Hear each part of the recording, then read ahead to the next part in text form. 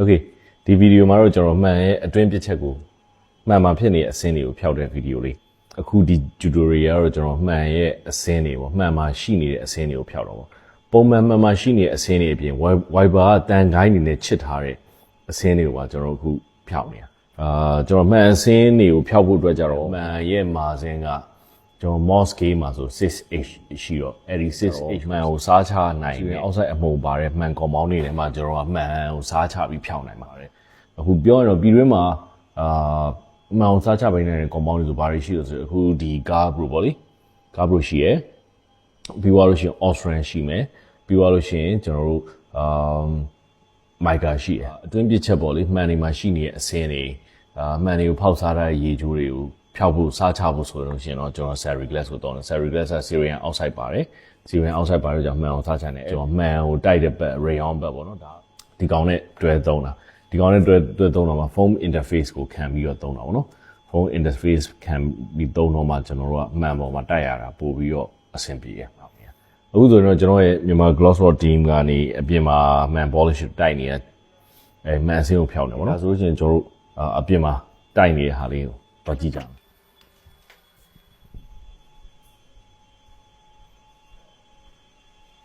အခုဆိုရင်တော့ဒါကျွန်တော်မြန်မာ gloss rod တင်ကနေမှန်အောင်အပြင်မှာမှန်အစင်းဖြောက်နေရပါတော့ပြောရင်ဒီကားကမှန်မှာရေးဆေးလို့ဖြစ်တဲ့အစင်းလေးတွေအပြင်wiper အစင်းမြင့်မြင့်လေးတွေအပြင် wiper ကတန်ခိုင်းနဲ့ချစ်ထားတဲ့အစင်းကြီးတွေပါရှိတာအဲ့ဒီအစင်းကိုပါဖြောက်နေတာ okay လိုက်ကြည့်မယ်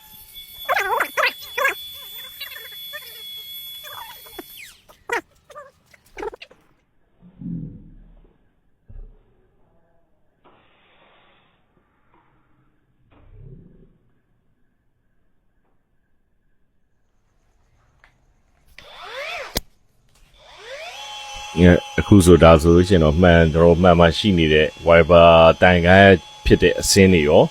မှန်မှ wiper အကြောင်းဖြစ်တဲ့တခြားအစင်းတွေရောကျွန်တော်မြန်မာ gloss team ကနေဖြောင်းနေတာပေါ့နော်ကျွန်တော်ဒီလိုမျိုးမှန်မှရှိရဲ့အစင်းတွေအတွင်းပြချက်တွေပေါ့လေအဲ့ဒါတွေကိုစားကြတဲ့ဟာကျွန်တော်မြန်မာ gloss တင်ထဲမှာတင်နန်းသားတစ်ခုအနေနဲ့တင်ပေးတယ်အခုသုံးနေရဒီနှစ်ခုပေါ့လေ Seri glass ကိုခေါ်တဲ့ compound နဲ့ rayon ဘက်လို့ခေါ်တဲ့မှန်ဘက်နဲ့အခုကျွန်တော်တို့တိုက်နေရညနေ9နာရီ10နာရီပတ်ချလေတော့အခုတွေကတိုက်နေ10နာရီလောက်တည်းတိုက်နေတော်တော်ကြာနေပြီကြာနေပြီဆိုတော့ပြောရရင်ပုံမှန်အစင်းလေးတွေကပျောက်သွားပြီ wiper တန်ခိုင်းနေနဲ့ချစ်ထားတဲ့အစင်းတွေကကြံနေသေးလို့ဆက်တိုက်နေတာမှန်ကအစင်းကိုဖျောက်ဖို့ကြတော့ပုံမှန်အပေါ်ရန်ရေချိုးနဲ့ကြီးတွေကိုဖျောက်တဲ့ဟာထက်ဆိုင်ကျွန်တော်အချိန်နေပေးရတယ်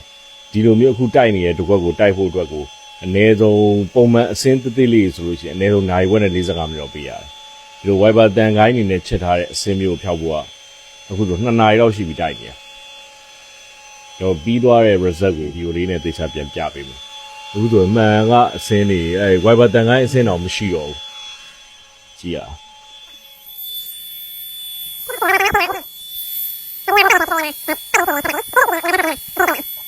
အခုဆို wiper တန်ခိုင်းအစင်းတော့မတွေ့တော့ဘူးဒီမှာလည်းနည်းနည်းလေးပဲရှိရတာ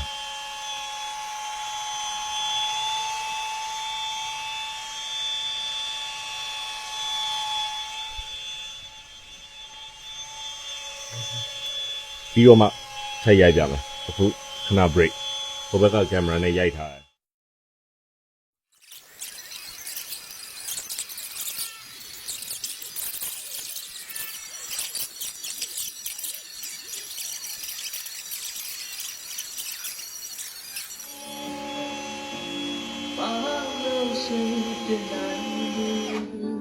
အဲ့ဒီပုံမှန်ရှင်းသွားတယ်အတန်ကိုင်းကြီးကတော့နောက်ဆုံးပပလေးကြံရင်တော့မဆိုးပါဘူးဒီအခုဆိုဟိုဘက်ကမီးထွင်းလုံးဝဟုတ်ကဲ့ဘာမှမမြင်အောင်ဟောကြည့်တော့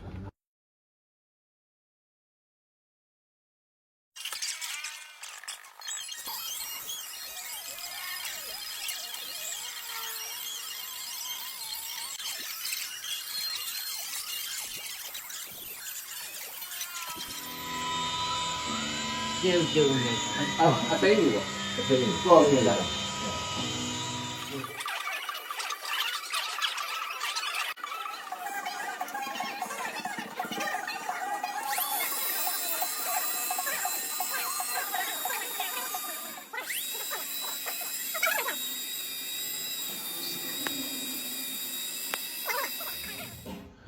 ဒါပုံမှန်အစင်းနေအဲ့ဒီပုံမှန်စင်းနေတော့ပြောဖို့တော့တော်တော်တိုက်ပြီပေါ့အဲ့ဒါတွေလုံးဝရှင်းသွားတယ်ဟုတ်ကြီးတော့ရှင်းဖြစ်သွားတယ်ဟိုမှာတန်ကိုင်းနဲ့အစင်းတန်ကိုင်းနဲ့အစင်းဟာမရှိတော့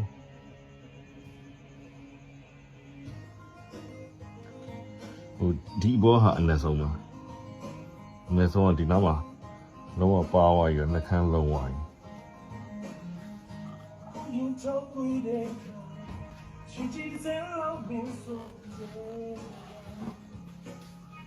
တော့ပြပြတသားကြီးပဲ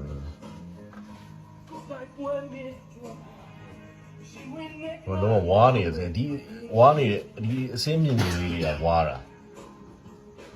မြင်ဝင်ရှုပ်တာအဲ့ကောင်လေးပြောင်းရင်တော့တော်တော်ဟုတ်ပါတယ်ဘာကြီးအဲ့ကောင်လေးပြောင်းသွားပြီကြည်ဝါပဲဟိုဘက်ခုံမှာဟိုဘက်ခုံဒီမှာထီးရှိတယ်ဒီမှာထီးရှိတယ်ထီးဒီဘက်ရောက်လာအခုထီးပေါ်လိုက်တယ်ဘယ်မှာချိတ်ထားရတယ်ဟိုလေဘယ်မှာလဲချိတ်ထားမပေါ်ဘူးဝါနေဟိုဘယ်မှာချိတ်ထားရတယ်ကြည့်လိုက်ကြည့်နေရတယ်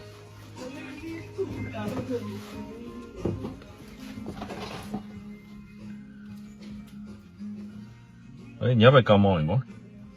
ညဘက်ကောင်းမောင်းရင်ဒါဆိုလူများမီးထိုးလိုက်ရင်တော့